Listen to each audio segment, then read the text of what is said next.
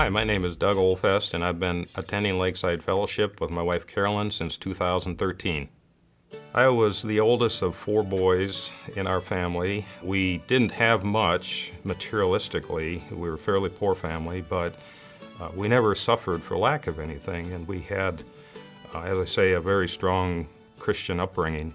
I knew about God, but it was just head knowledge. It was kind of like 2 + 2 = 4. It's just a fact. I just kind of knew He was there. I kind of knew, but it wasn't heartfelt. It wasn't a personal relationship. It wasn't something that was real. Really fell away from the church. Probably like a lot of people, I partied and didn't go to church. Had some rowdy friends and got out from college, started to work in 1973. And my goal, really unspoken to myself at the time, but really was to make as much money as I could at the time because I wanted to buy the things I had never had as I was a child.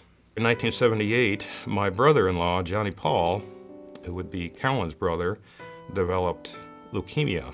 But he was a very strong Christian and quite a witness to me as he suffered and eventually passed away. Final time I saw him, he knew he was dying, and I guess I did too. We talked a little bit about his faith, and he basically paraphrased Apostle Paul and said, whether I live or whether I die, I'll win either way. He had something that I didn't have. He had a conviction. It wasn't just head knowledge. It wasn't just a statement. It was heartfelt. It was a solid commitment. And it was hard for me to get my hands around that. It was hard for me to understand that, but I knew I wanted it. I started to think about those things more. I started to read the Bible more. And a good friend of mine came into my life. At that time, he was an architect. He got me involved in a one-on-one Bible study with a lifelong friend now. And in 1988, I committed myself to Christ and became saved in 1988. And I'll be forever thankful for that point in my life where somebody took the time to invest in me, spend the time with me, and help me fully understand what a commitment to Christ means. Then in 2004, our son John developed what we thought was a minor melanoma. It was just a mole. In 2012, John's cancer reappeared.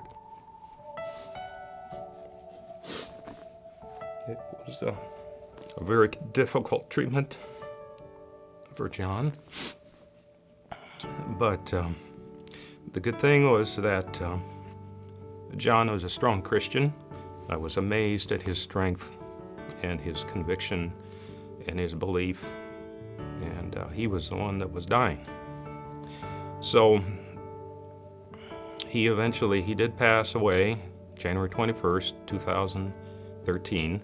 I was very upset with God. In fact, I was more than upset. I was convinced through his ordeal that John was going to recover. I believe that as much as I believed in God. John was the head of genetic research at the University of Minnesota. He was going to be used by God, I was convinced, in a strong way as a scientific cancer researcher, but also as a way to reach out to the scientific community in a way that very few people could. I realized eventually that the answers that I was searching for, I wouldn't have in this life. I would have eventually, probably like Job, it came to a point where I had to decide that what I knew about God was true and that I would move forward.